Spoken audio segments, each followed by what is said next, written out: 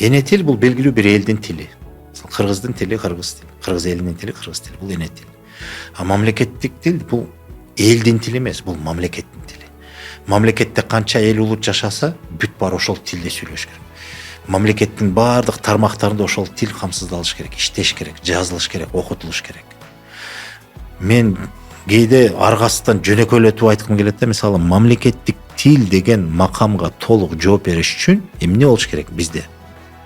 Кыргыз тили мамлекеттик тил да, демек кыргыз тили мыйзамдын тилине айланыш керек. Мыйзамдар кыргыз тилинде жазылыш керек. Бизде тилекке каршы мыйзам долбоорлорунун баары расмий тилде жазылат, анан кыргыз тилине которулат. Анан ошо которууга келгенде дагы котормобуз сапатсыз болсо, бир эле мыйзам эки тилде, эки бөлөк редакцияда жазылат да, бири-бирине каршы келе тургандай учур жагдайларда жаралышы мүмкүн. Котормонун мындай сабатсыздыгынан же болбосо сапаты төмөн болгондуктан.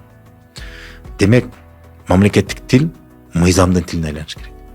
Мыйзамдын тилине айланыш үчүн ал юриспруденциянын тилине айланыш керек. Андан сырткары мамлекеттик тил мисалы экономиканын тилине айланыш керек. Ал өндүрүштүн тилине, чарбанын тилине айланыш керек. Мамлекеттик тил медицинанын тилине айланыш керек. Мамлекеттик тил кайсы тармакты алба, ошол жерде өзүнүн курулуштун, өндүрүштүн, чарбанын тилине айланыш керек да.